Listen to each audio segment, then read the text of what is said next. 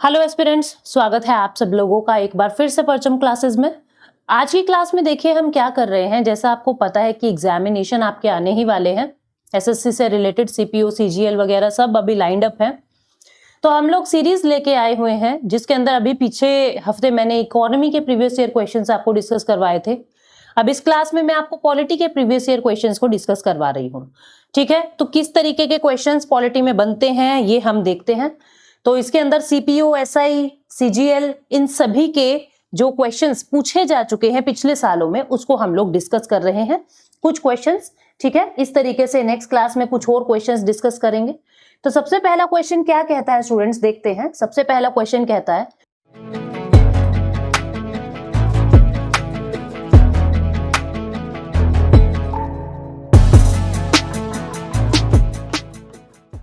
From which country's constitution has the Constitution of India borrowed the feature of single citizenship and parliamentary system of government? अब देखो ये कह रहा है कि भारत के संविधान ने कौन से देश से एकल नागरिकता यानी सिंगल सिटीजनशिप और पार्लियामेंट्री सिस्टम लिया है। अब आपको पता है इंडिया के अंदर सिंगल सिटीजनशिप है, जैसे अमेरिका के अंदर डुअल सिटीजनशिप है, इंडिया के अंदर सिंगल सिटीजनशिप है।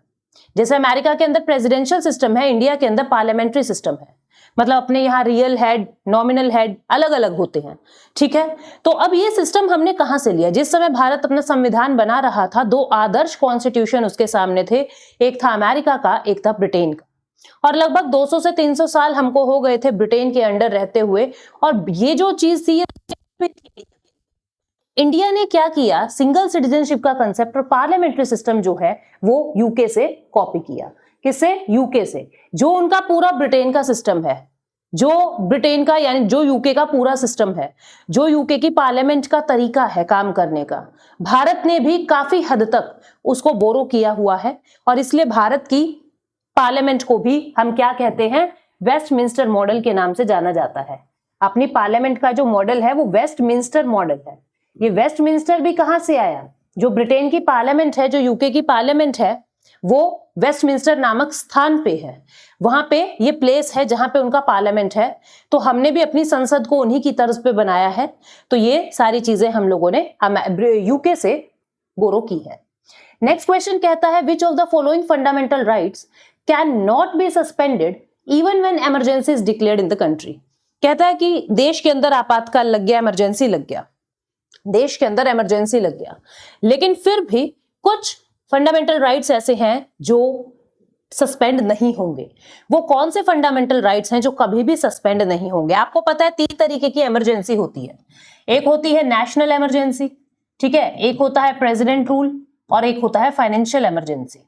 फाइनेंशियल इमरजेंसी एक बार भी भारत में नहीं लगा। नेशनल इमरजेंसी 3 बार लग चुका है। ये आर्टिकल 352 से लगता है, ये आर्टिकल 356 से लगता है और ये आर्टिकल 360 से लगता है। ठीक है, ये कभी भी नहीं लगा, ये 3 बार लग चुका और ये बहुत बार लग चुका। अब जब नेशनल इमरजेंसी आती है तब आपके फंडामेंटल राइट्स जो है वो इंपैक्टेड होते हैं। ठीक है, आर्टिकल 358 और 359 में ये बताया हुआ है कौन से फंडामेंटल राइट्स कब आपके हैम्पर होंगे, कब आपके कौन से फंडामेंटल राइट्स कब आपके सस्पेंड किए जाएंगे। बाकी इनमें तो फंडामेंटल राइट्स के ऊपर कोई इंपैक्ट पड़ता ही नहीं है। चाहे प्रेसिडेंट रूल लगे, चाहे फाइनेंशियल इमरजेंसी हो, फंडामेंटल राइट्स पर कोई प्रभाव नहीं पड़ेगा। लेकिन कुछ भी हो जाए, आर्टिकल 20 और आर्टिकल 21 दो ऐसे आर्टिकल हैं जो आपको क्या कहते हैं कि इमरजेंसी भी डिक्लेयर हो गई, कुछ भी हो गया, लेकिन ये आर्टिकल नहीं लिए जाएंगे।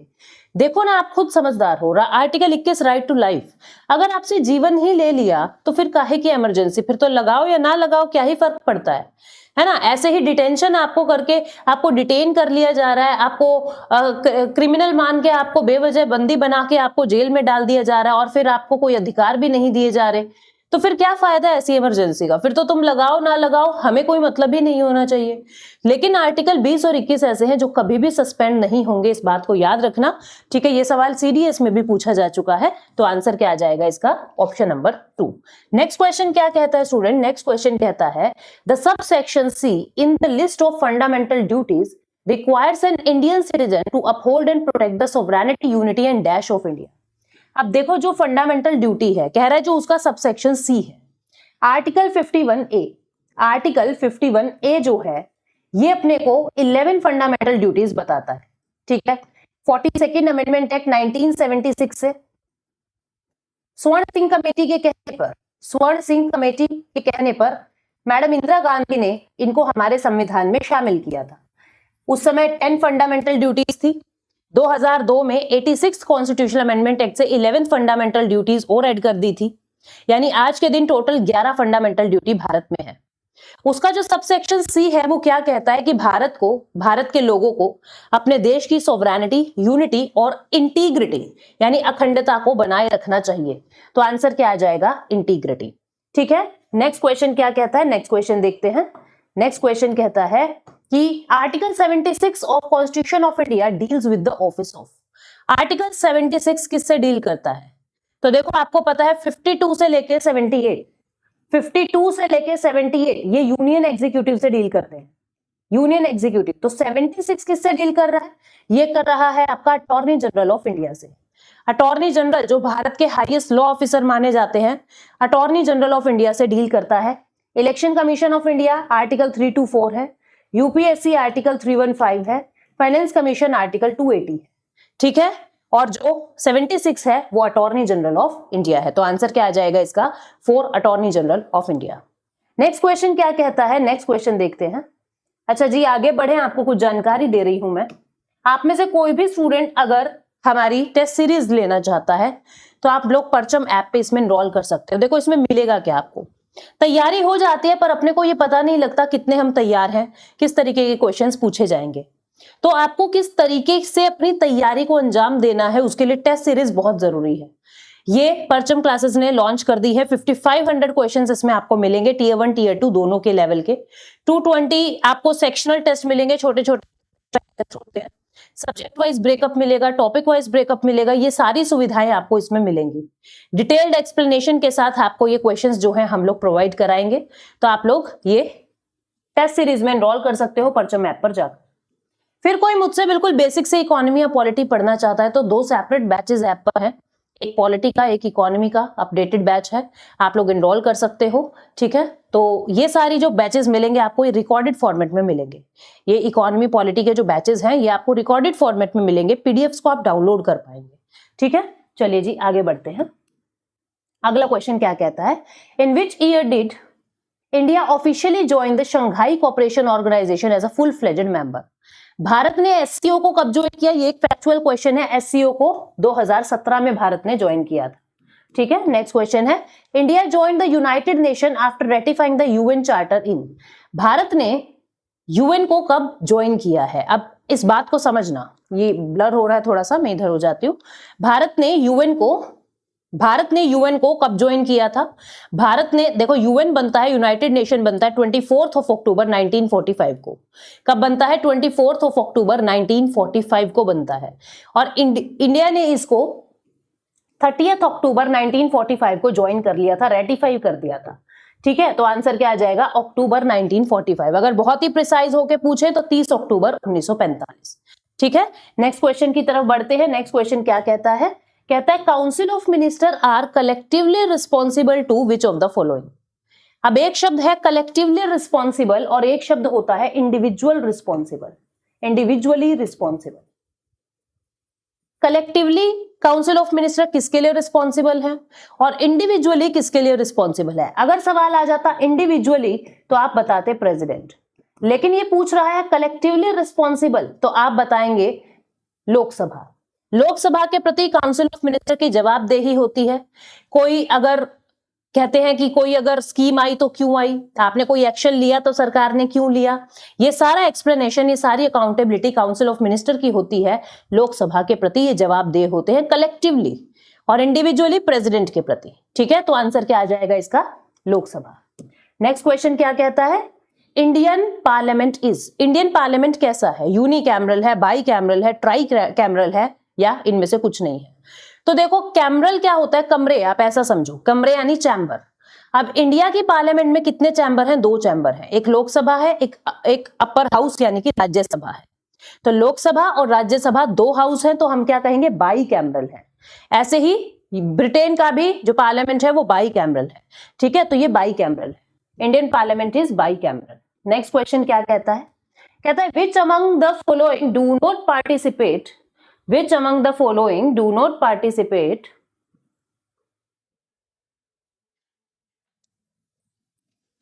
Which among the following do not participate in election of president? कौन इलेक्शन ऑफ प्रेसिडेंट में हिस्सा नहीं लेता? अब आपको पता है इलेक्शन में कौन हिस्सा लेगा, लोकसभा, राज्यसभा, विधानसभा, तीन चीज याद रखना।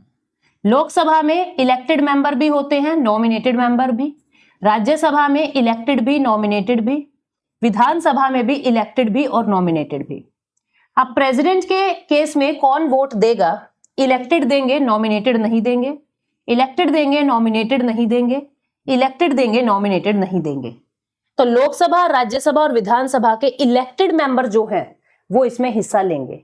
तो आप देख लेंगे elected member of both the house, elected member of legislative assembly of state, elected member of legislative assembly of Delhi and Puducherry, nominated member of parliament. वो क्या कह रहा है? Do not participate, do not participate. अच्छा, दिल्ली और पुडुचेरी जहां की खुद की लेजिस्लेटिव असेंबली है, जहां की खुद की विधानसभा है, वहां भी इलेक्टेड और नॉमिनेटेड दो होते हैं, तो इलेक्टेड मेंबर जो है वो हिस्सा लेंगे। इस बात को याद रखना, यूटी में दिल्ली और पुडुचेरी हिस्सा लेते हैं क्योंकि उनकी खुद की विधानसभा है। तो डू नॉट में कौन हो गए? नॉमिनेटेड मेंबर कभी भी हिस्सा नहीं लेते, तो आंसर क्या आ जाएगा? 4। आपने देखा इलेक्टेड मेंबर हिस्सा लेते हैं, नॉमिनेटेड नहीं लेते, तो आंसर क्या आ जाएगा? 4। ठीक है, नेक्स्ट क्वेश्चन क्या कहता है? कहता है emergency provision in Indian constitution has been taken from. Emergency provision भारत के संविधान में कहां से लिए गए हैं? ये हमने गवर्नमेंट ऑफ इंडिया एक्ट 1935 से लिए हैं। अब आप में से कुछ स्टूडेंट कहेंगे मैम ये तो हमने जर्मनी से लिए हैं। जर्मनी से हमने क्या लिया है कि जो फंडामेंटल राइट सस्पेंड होते हैं, फंडामेंटल राइट सस्पेंड होते हैं ड्यूरिंग इमरजेंसी, ठीक है, वो हमने लिया है। ड्यूरिंग इमरजेंसी जो फंडामेंटल राइट सस्पेंड होते हैं ये हमने जर्मनी से लिया है। अदरवाइज जो इमरजेंसी प्रोविजन है वो गवर्नमेंट ऑफ इंडिया एक्ट 1935 से ही लिए गए हैं। ठीक है, नेक्स्ट क्वेश्चन क्या कहता है देखते हैं। Indian constitution contains how many schedules? देखो जिस समय भारत का संविधान बनता है, कब बनता है? 1950 में जब ये लागू होता है, उस समय इंडिया के अंदर 8 शेड्यूल थे। कितने? 8 शेड्यूल थे। लेकिन फिर 1951 में 9th शेड्यूल ऐड किया, ठीक है, फिर 1985 में 10th शेड्यूल ऐड किया और 1992 में 11th और 12th शेड्यूल ऐड किया। आज के दिन इंडिया के अंदर जो है टोटल 12 शेड्यूल हैं। आगे कभी कोई ऐड होगा तो वो इसमें ऐड हो जाएगा। अभी भारत के अंदर 12 शेड्यूल है, 12 अनुसूचियां हैं। चलते हैं next. What is the minimum age required to become a member of Lok Sabha? Lok Sabha का मेंबर बनने के लिए आपकी कम से कम उम्र कितनी होनी चाहिए? देखो लोकसभा का अगर आपको मेंबर बनना है तो कम से कम,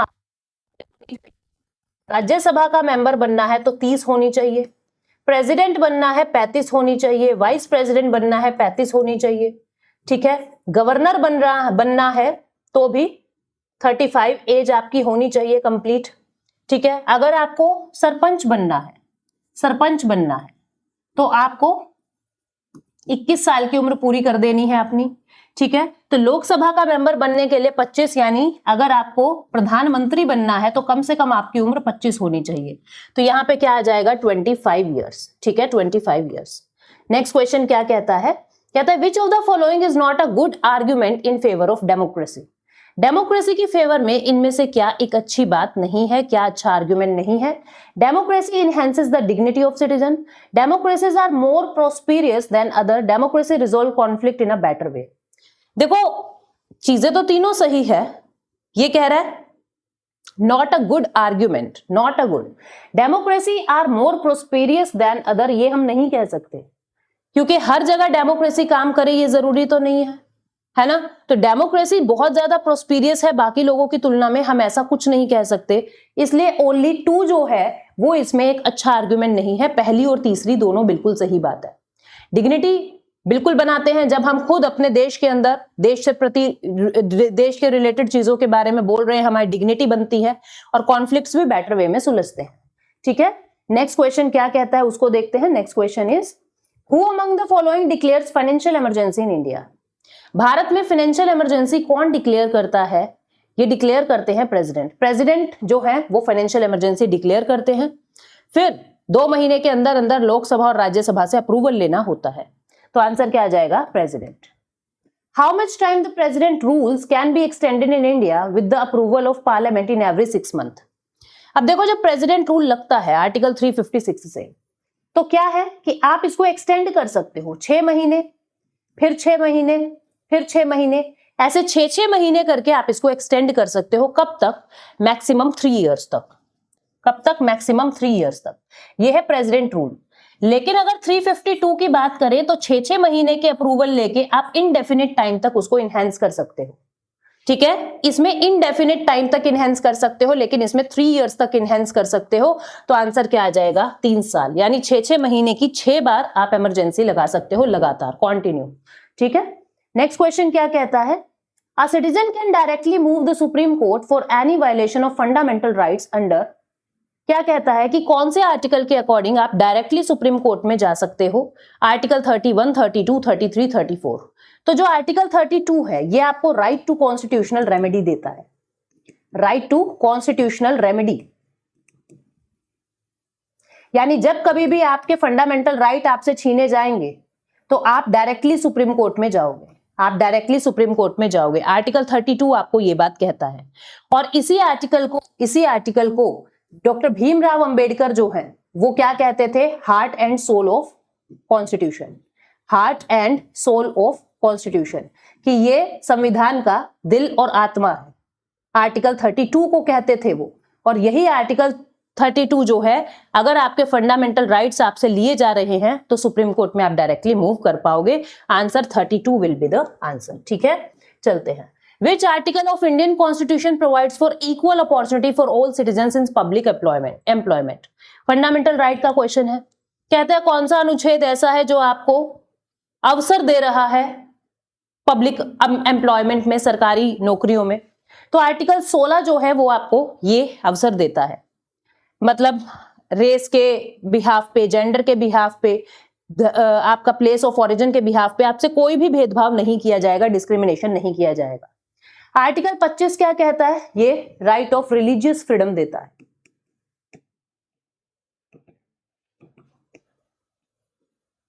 आप अपनी मर्जी से अपना धर्म चुन सकते हैं। आर्टिकल 20 आपको सजा होने से बचाता है। आर्टिकल 22 आपको डिटेन होने से बचाता है। ठीक है, तो आंसर क्या आ जाएगा इसका? आर्टिकल 16। नेक्स्ट क्वेश्चन क्या कहता है? Who said where there is no law there is no freedom? कौन कहता है जब तक कानून नहीं है आजादी नहीं है? ये स्टेटमेंट किसका है? कौन लिमिटेड गवर्नमेंट की बातें करता था? ये थे जॉन लॉक। कौन थे? John Locke. जॉन लॉक का क्या कहना था कि कानून से ही तो आजाद हो। अगर कानून नहीं होगा तो कोई भी एक दूसरे को मार देगा, कोई डर नहीं, कोई खौफ नहीं एक दूसरे का, कोई भी एक दूसरे को मार देगा। तो जब तक लॉ नहीं है तब तक फ्रीडम नहीं है। आप कानून के अंदर रहकर ही आजादी से जी पा रहे हो, जो आप कर पा रहे हो क्योंकि कानून है चारों तरफ आपको सुरक्षा देने के लिए, इसलिए आप जी पा रहे हो आजादी से। There is no law there is no freedom, तो ये बात जॉन लॉक कहते थे। नेक्स्ट क्वेश्चन क्या कहता है? विच of the following statement about the chief justice of India is not correct? आपको नॉट करेक्ट बताना है। ठीक है, नॉट करेक्ट। तो इसमें क्या आ जाएगा? He appoints the chief justice of all high court. सभी हाई कोर्ट के चीफ जस्टिस को अपॉइंट करते हैं, ऐसा कुछ नहीं है। The CJI administers the oath and और ऑफिस टू द प्रेसिडेंट, बिल्कुल ये प्रेसिडेंट को शपथ दिलाते हैं। जब दोनों प्रेसिडेंट वाइस प्रेसिडेंट एब्सेंट हो तब सीजेआई उस कुर्सी को संभालते हैं, सही है।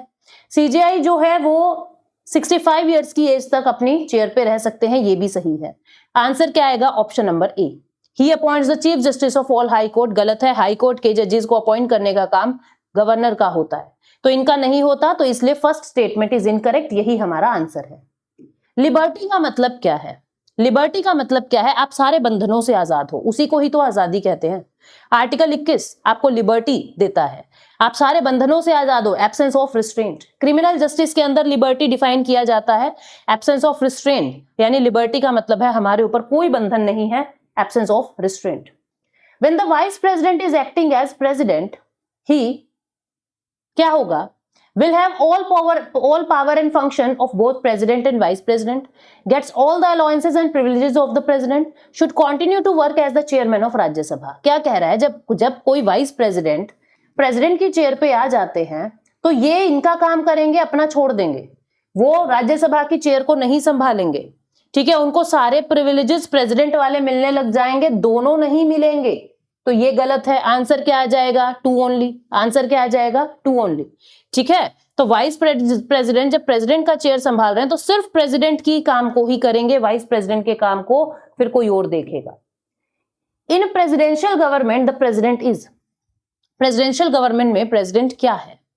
Independent of the legislature, dependent on the legislature, dependent on the judiciary, bound by the advice of council of minister. अब देखो जो अपने यहाँ पे प्रेसिडेंट है वो काउंसिल ऑफ मिनिस्टर पर आधारित होते हैं, यानी पार्लियामेंट्री सिस्टम में। जुडिशरी भी उनके ऊपर एक्शन ले सकता है, लेजिस्लेचर के ऊपर वो डिपेंडेंट होते हैं कि क्या मंत्रीगण कह रहे हैं, लेजिस्लेचर के ऊपर वो डिपेंडेंट होते हैं, ठीक है। लेकिन जो प्रेसिडेंशियल गवर्नमेंट होता है वहां पे जो प्रेसिडेंट है वो पार्लियामेंट का हिस्सा नहीं होता, कांग्रेस का हिस्सा नहीं होता, आप अमेरिका में देख पा रहे हो, तो वो इंडिपेंडेंट होता है लेजिस्लेचर का, इसलिए आंसर क्या आ जाएगा? ए, ठीक है, आंसर विल बी ए।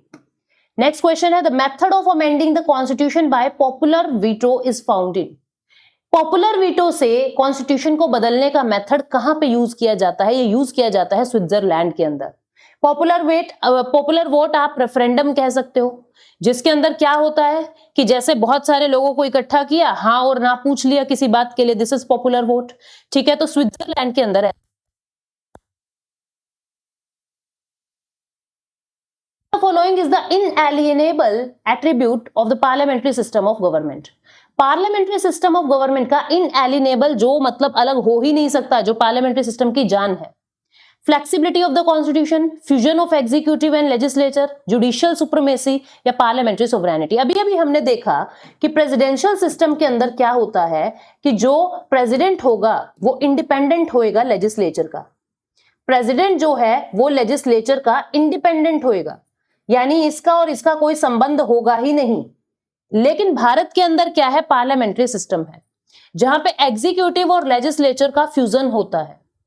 अब जो काउंसिल ऑफ मिनिस्टर है वो में भी बैठा है, वो एग्जीक्यूटिव का भी हिस्सा है, प्रधानमंत्री एग्जीक्यूटिव का भी हिस्सा है, लेजिस्लेचर का भी हिस्सा है, प्रेसिडेंट एग्जीक्यूटिव है लेकिन लेजिस्लेचर यानी संसद का अभिन्न अंग माना जाता है।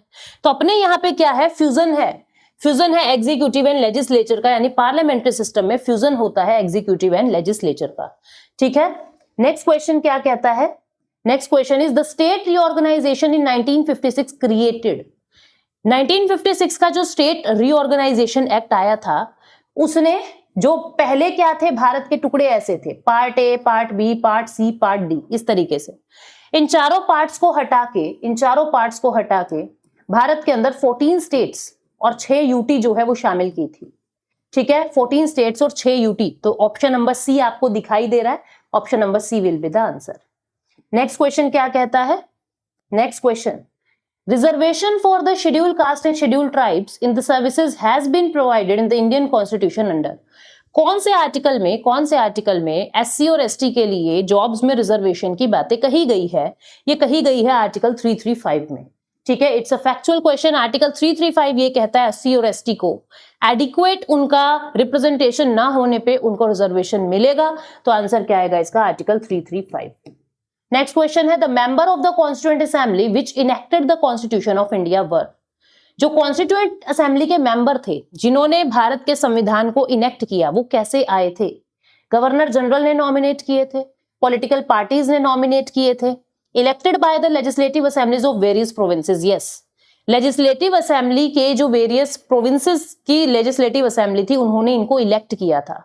ये पार्शियली इलेक्टेड थे, पार्शियली नॉमिनेटेड थे, लोगों ने डायरेक्ट इनको वोट नहीं दिए थे, तो आंसर क्या आ जाएगा? सी, पार्शियली इलेक्टेड थे। कुछ मेंबर्स को तो नॉमिनेट किया था राजा ने, जो रजवाड़े थे, जो प्रिंसली स्टेट्स थे, और जो प्रिंसली स्टेट्स नहीं थे, प्रोविंसेस थे, वहां की लेजिस्लेटिव असेंबली ने इनको इलेक्ट किया था। तो पार्शियली इलेक्टेड थे, पार्शियली नॉमिनेटेड थे। To whom the president has to submit his resignation. President अपना रेजिग्नेशन किसको देता है? प्रेसिडेंट अपना रेजिग्नेशन किसको देता है? ये बीच बीच में ब्लर हो रहा है ना, अभी मैं साइड में हट जाती हूं तो कैमरे का फोकस हट जाता है, तो मुझे यहीं खड़े रहना पड़ेगा। To whom the president has to submit the resignation. President अपना रेजिग्नेशन किसको देता है? वाइस प्रेसिडेंट को। और वाइस प्रेसिडेंट किसको देते हैं? प्रेसिडेंट को। स्पीकर किसको देते हैं? डिप्यूटी स्पीकर को, डिप्यूटी स्पीकर को। चीफ जस्टिस किसको देते हैं? प्रेसिडेंट को। प्राइम मिनिस्टर किसको देते हैं? प्रेसिडेंट को। वाइस प्रेसिडेंट किसको देते हैं? प्रेसिडेंट को। और प्रेसिडेंट किसको देते हैं? वाइस प्रेसिडेंट को। प्रेसिडेंट किसको देते हैं? वाइस प्रेसिडेंट को, ठीक है। तो आंसर क्या आ जाएगा इसका? Vice president. Next question, If the Union Parliament is to assume legislative power over the subject included in the state list, the resolution to the effect has to be passed by which of the following? क्या कह रहा है, अगर union parliament को state list के किसी subject पे अगर कानून बनाना हो, यूनियन पार्लियामेंट को स्टेट लिस्ट के किसी सब्जेक्ट पे कानून बनाना हो, तो वो रेजोल्यूशन कौन पास करके देगा? तो देखिए बहुत सारी चीजों में आप ये देखते हो कि लोकसभा ज्यादा पावरफुल है, लेकिन कुछ स्पेशल केसेस ऐसे हैं जिसमें राज्यसभा ज्यादा पावरफुल है। For example article 249।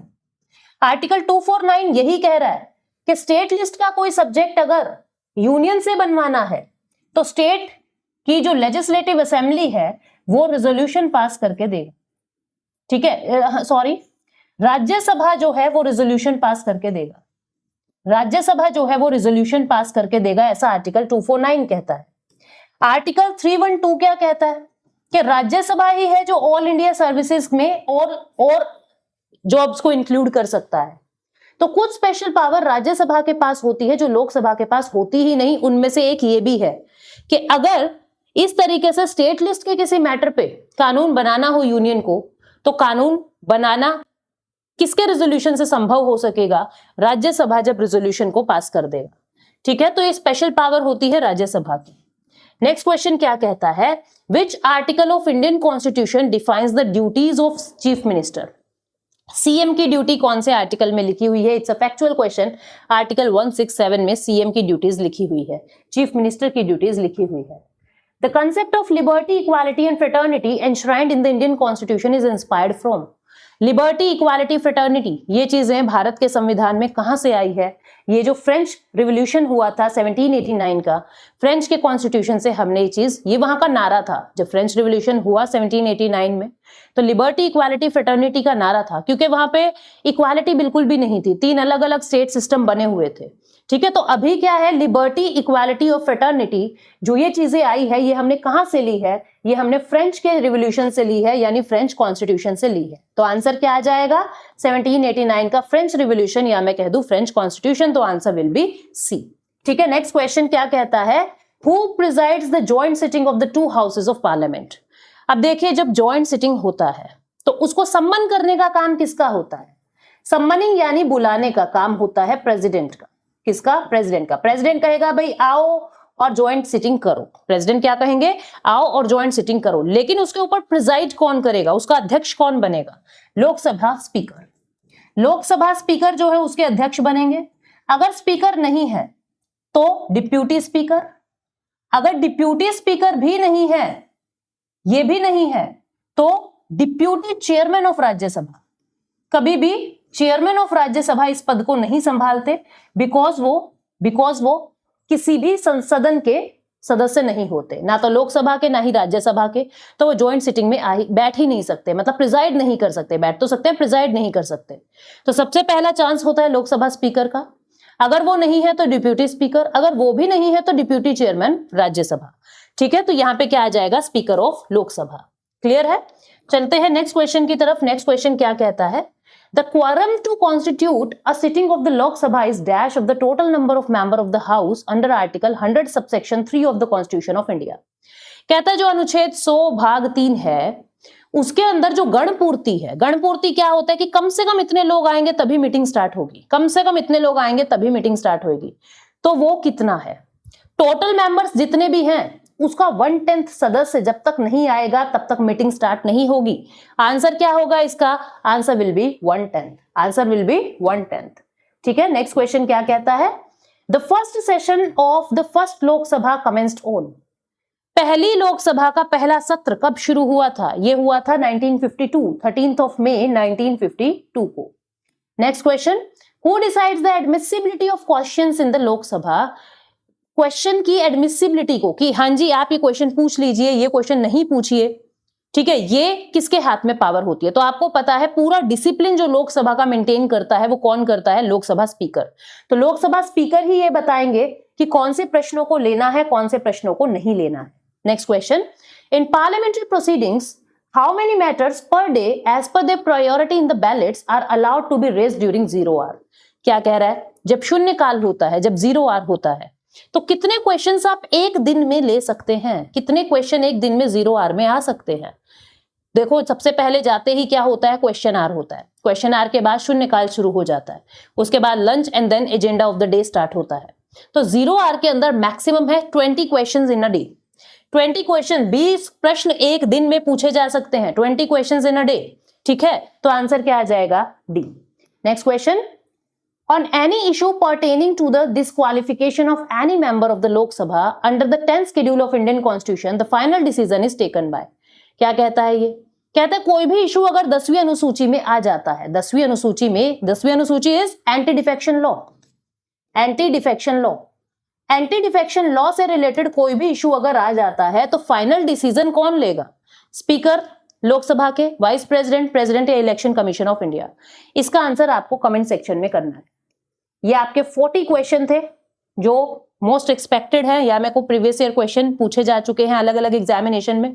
तो एंटी डिफेक्शन लॉ जो है उससे रिलेटेड सवाल है, ये आपको कमेंट सेक्शन में करना है और मैं उम्मीद करती हूं कि आप बिल्कुल सही आंसर इसका करेंगे। Thank you so much, take care, bye bye.